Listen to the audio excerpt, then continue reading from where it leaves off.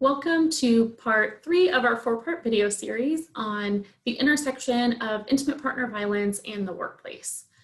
Today, we're really going to focus on how to recognize intimate partner violence, whether you're a colleague or a supervisor, and then how to respond to an employee that might be experiencing this violence.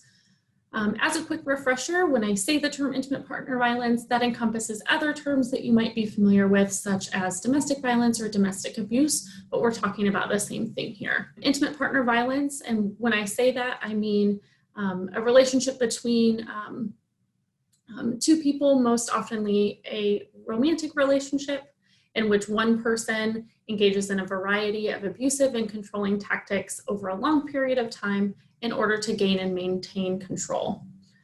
This can manifest itself in many ways, such as physical and sexual violence, emotional abuse, financial abuse, and much more. So when we're thinking about how to recognize and respond, I understand that this is a difficult issue to approach. We're often worried about saying the wrong things or overstepping our bounds, and that is absolutely understandable. The most important thing you can do as a colleague is to provide support in a compassionate way. In our previous videos, we've kind of discussed at length the dynamics of intimate partner violence, but how can you recognize when that's happening, or what are some red flags to notice? So before I dive into those, I want to just quickly address that just because you notice a red flag doesn't automatically indicate that something's going on.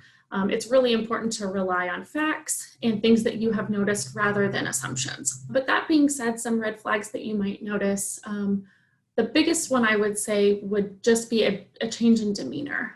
You've worked with this person, you know how they behave at work, and if you notice a drastic change in that, that could be a potential sign that something's going on. In our last video, we highlighted a local business leader who discussed her experience in supporting an employee that was experiencing intimate partner violence. She reported that when that valued employee began missing work and not meeting responsibilities, something just didn't feel right. And then after discussing this with the employee and the employee's work duties, the employee revealed that she was struggling with intimate partner violence at home. So this is an excellent example of that, recognizing that something's not quite right with this employee and doing a quick check-in. So if at one time this person was engaged and participatory in meetings and things like that, and then is pulled away, definitely an indicator to pay attention to, whether as a colleague or a supervisor. Colleagues and supervisors can also notice as a potential red flag that the person might be getting increased calls or visits to the workplace, especially if there's some increased anxiety from that person around those calls and visits. Of course, physical signs of abuse might be present as well. If the person is reporting many accidental injuries or injuries that have odd excuses, definitely something to pay attention to.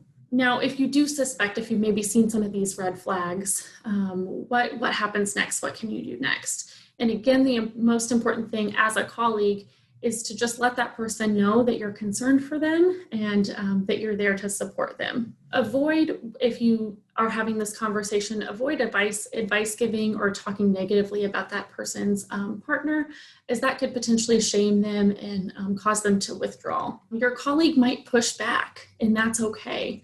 Unfortunately, there's a lot of shame attached to this issue, and the most important thing, as I've said, is to check in, say, hey, I've seen X, Y, and Z, and I'm concerned. And even if they push back, that's going to send the signal to them that you're a safe person that they can talk to if they do need support. Because unfortunately, many victims don't have many people in their lives that they feel comfortable talking with.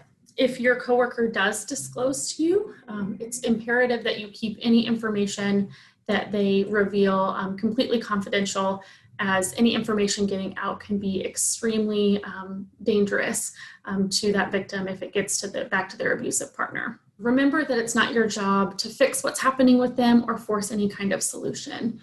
Just providing that listening ear can really make a huge impact. As a supervisor, in addition to some of the things that we've talked about, you can create a really great opportunity to both prevent and respond to incidents that might be occurring in the workplace. It's important to recognize as a supervisor that every situation is different and should be treated as such. So there are employees that might not need any assistance in relation to what they're experiencing as it relates to their work. It's important to keep the focus on their work performance and not advise the employee on issues of their personal safety outside of the work environment. So discussing creative solutions of support and safety with the employee, such as reassigning work duties or reassigning the workspace, can be a helpful and creative solution. If there is a threat of the abusive partner maybe showing up to the workplace or creating a dangerous work environment,